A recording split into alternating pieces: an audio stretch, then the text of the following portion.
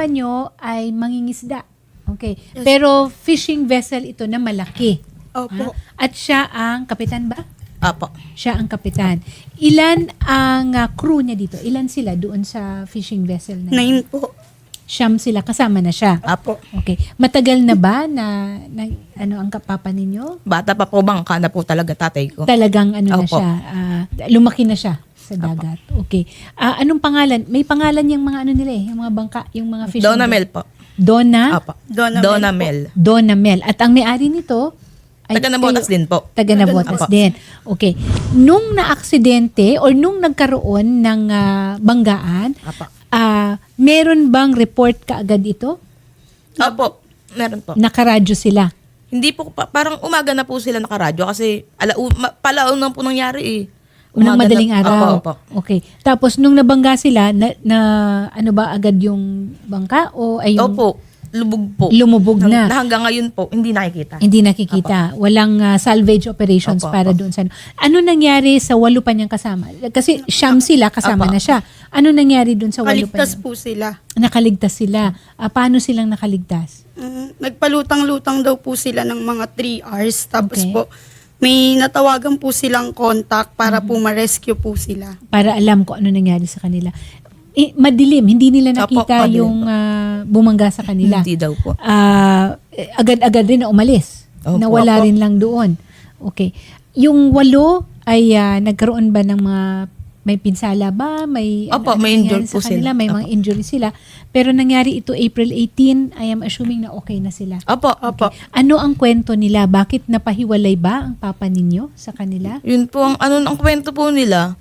Ang tatay ko daw po, nagpunta daw po sa unahan ng bangka. Mhm. Kasi parang natuwa po siya dahil sobrang daming huli po ng bangka nila. Mm. Pumunta po siya. Ngayon po, parang di po nila napansin na may barko. Mhm. Pagharap daw po ng tatay ko ng ganun, sumigaw na po ng barko.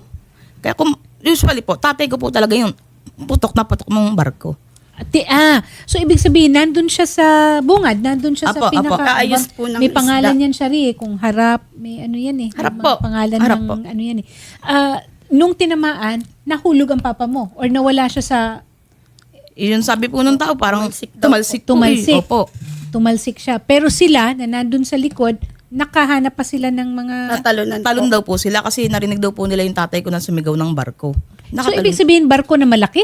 Malaki daw tumama po. sa kanila? Base po Malaki sa daw kanila. po. As in, malaking malaki. Opo. Kumbaga para silang... hindi siguro sila nakita kung gano'n. Hindi po namin sigurado kung hindi po sila nakita. Pero may mga radar yan eh. Dapat Yun nga makikita po. yung Yun nga ano na yan eh. Saan nga ito nangyari, banda? Sa, Alas asi. Saan ba? nakuha po si Papa ko sa Alas Asin, Maribeles. Pero anong sabi nung mga kasamahan niya? Nasaan sila? Pagitan po ng Gen Power Corridor. GN Power? Gen Power po. Yung meron kasing planta ng Apa, ano dyan apa. eh. Okay. At korehidor. Opo. Banda Ay, po. medyo doon. ano yun, malayo yung Opo. napadparan Malayo po nila.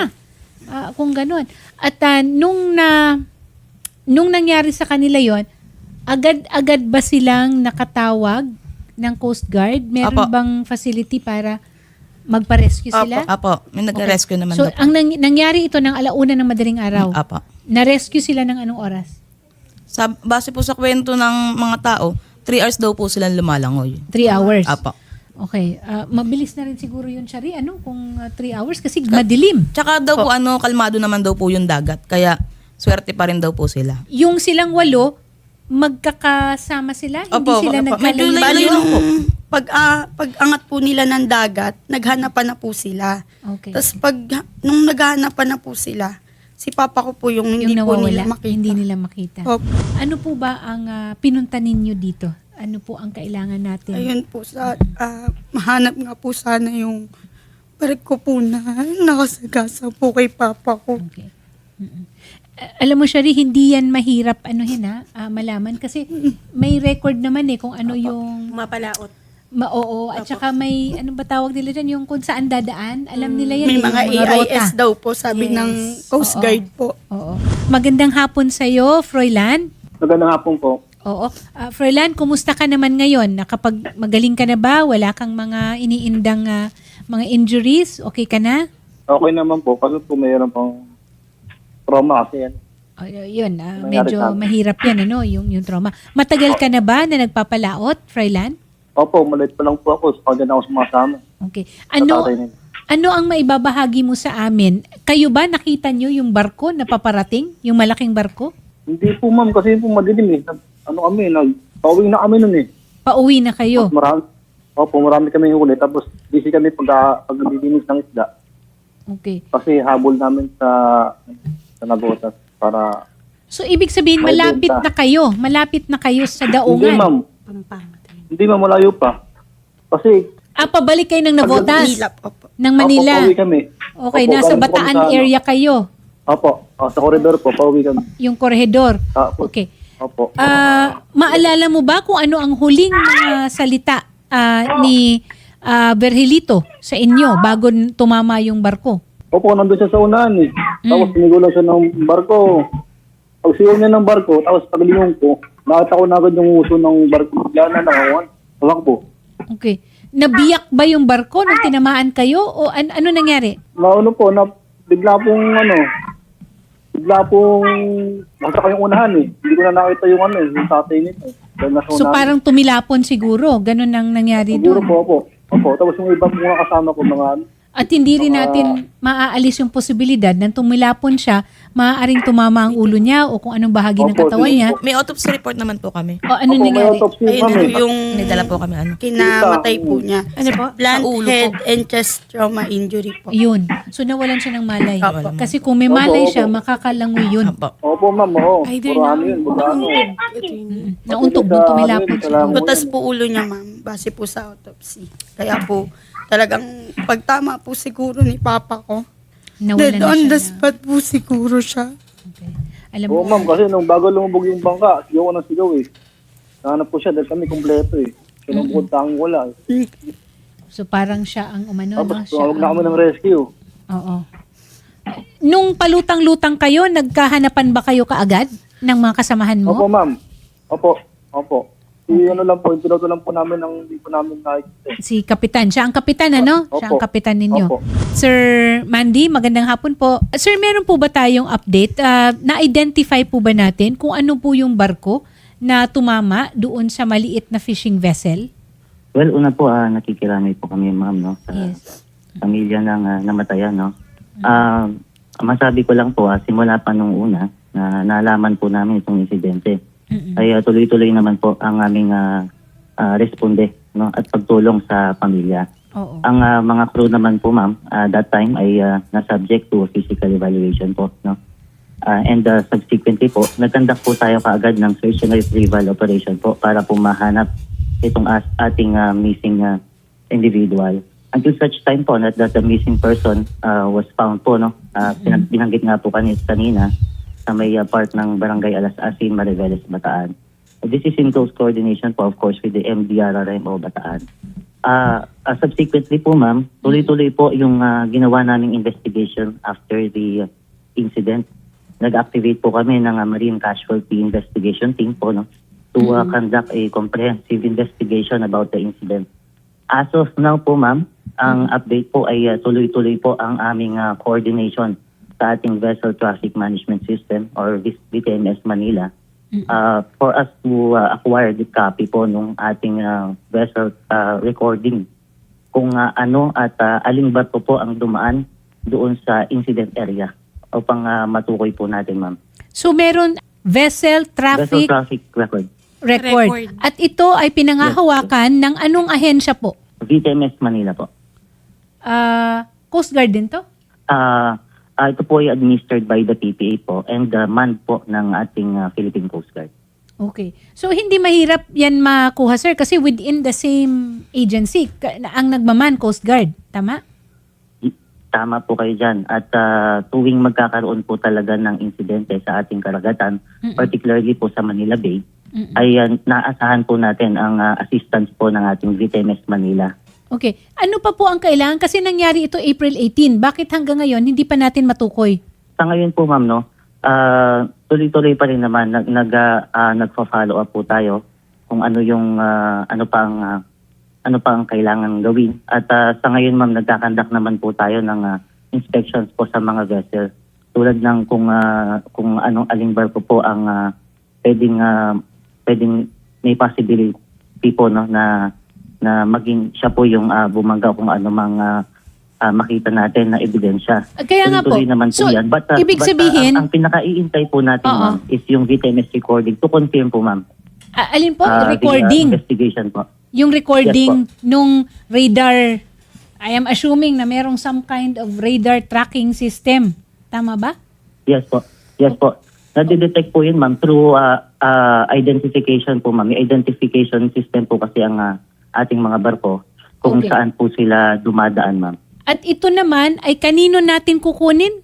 Kagaya nga po ng sabi ko, ma'am, kay Vessel Traffic Management System Manila po, ma'am. Okay. So, ang tanong, bakit ganun katagal? Kumbaga CCTV ito eh. Radar na CCTV. Tama ako, Sir Jesus, Mandy? Tama po kayo, ma'am. Oo. So, dahil wala naman sa inyo, I am assuming na kasi nandyan kayo sa Bataan, di ba? So, meron tayong hahanapin ngayon, Shari. Yung Vessel Traffic Management System ng Coast Guard. Siguro ang under ito ng Coast Guard. Yes po. Oo. Mga kailan po kami makakaasa, sir, ng update po patungkol po dito, lalo na po yung record. Actually, yun lang po yung nilapit po ng pamilya talaga, sir. Oo. Para alam natin kung sino nakabangga. Sa ngayon po, ma'am, we are in constant coordination naman po with the VTMS Manila. Yun nga po, para makukuha tayo ng copy. And the result po, ma'am, will form part, of course, of the investigation. We will be in touch po with the families po, ma'am. Naiintindihan po namin Kailan po tayo huling nag-follow up sa Asahan po Vessel namin. Traffic Management System? Kailan po tayo huling nag-follow up sa Vessel Traffic Management System? Kahapon, ma'am, nag-follow up po kami, ma'am. Ano naman yan, ma'am, may formal na correspondence naman po tayo, nag-letter naman po tayo. Eh Sumulat baka po tayo, ma'am. baka pwedeng hindi lang sulat yung medyo mangulit tayo kasi syempre maintindihan niyo Isang naman yung buwan na pamilya ha. Isang buwan Apo, na ma'am, apo, mahigit. Tapos yan lang hindi natin makuha. May pagkatapos niyan, syempre meron pang kaukulan na proseso ng pag-iimbestiga kung sila nga ba talaga 'yon. Right now, identification pa lang muna naman ang gusto nating malaman, sir. Yes, ma'am. Yes, ma'am. Sir, para lang po maklarify po kami, ano po yung inaantay po natin? Kasi para for investigation, so tutulong din po kayo ba na habulin din po yung nakabangga Bangga. din po sa bangka po ng kanilang ama? Ganun po ba, sir? Para lang po, Definitely po, ma'am. Kaya po natin hinihingi yung copy ng VTMS recording, ma'am, is para masiguro po natin na maging tama po yung ating pag-file ng appropriate Bali case po kasi ma'am, tutulungan po natin, definitely. okay po. Pero sir, natukoy nyo na po. Meron na po ba? Or Wala pa. ongoing pa din po, sir, yung paghahanap po? Sa ngayon po, ma'am, ang masasabi ko, ongoing pa rin po. mula po nung nawala si papa ko, hanggang po nailibing siya, wala po kaming nakuwang update kung ano pong balita po sa barko, wala na pong tumawag sa amin kung Okay. O ayun ha, sir, ang hinahanap rin lang naman po ng pamilya ay matugunan talaga yung pangangailangan na ma-identify at wag pong magkulang sana sa pagbibigay ng update. Kasi mahirap. Oo. Yes, ma'am. May singit ko lang po, ma'am. At tuloy-tuloy po, ma'am, yung aming makikipag-usap po doon sa vessel owner po na si Miss Melona Jacinto. Nagbibigay po kami ng update sa kanya, ma'am. Sa vessel owner. Yes po. Eh baka Yes, dapat ma'am. isama na natin yung pamilya at kaanak mismo. Si vessel owner ba nakikipag-usap sa inyo? Hindi rin. Oh. Eh siguro dapat dumiretso tayo doon sa mismong mga naiwan, no? Nang pumanaw na Apo, si apo. Verhilito Dinawanaw. yes po ma'am. Sige po. Pero ngayon po, Ma'am Hazel and Ma'am Heidi, no, ibibigay na rin po namin itong case po na ito kay Admiral Oliver Tanseco ng Philippine Coast Guard para mas mapabilis po yung proseso po natin. And if meron pong update, of course, si Lieutenant Junior Grade Jesus Mandy, ay agad din po namin ipagbibigay alam sa inyo. At sasamahan din po namin kayo sa tanggapan po nila sa Bataan. Okay po. Maraming salamat po. Again, Lieutenant Junior Grade Jesus Mandy, maraming salamat po ang Acting Station Commander ng Philippine Coast Guard ng Bataan. Thank you very much po. Ma'am, Thank you muli din po. po ang aming pong taus-pusong pakikiramay. Pakikiramay. Yes po, sa inyong pamilya. And again po, ipapaalam po namin ito kay Admiral Oliver Tanseco po ng Philippine Coast Guard para po mas mapabilis din po yung investigasyon po dito. Salamat po and magandang hapon po. Okay. Salamat. Okay.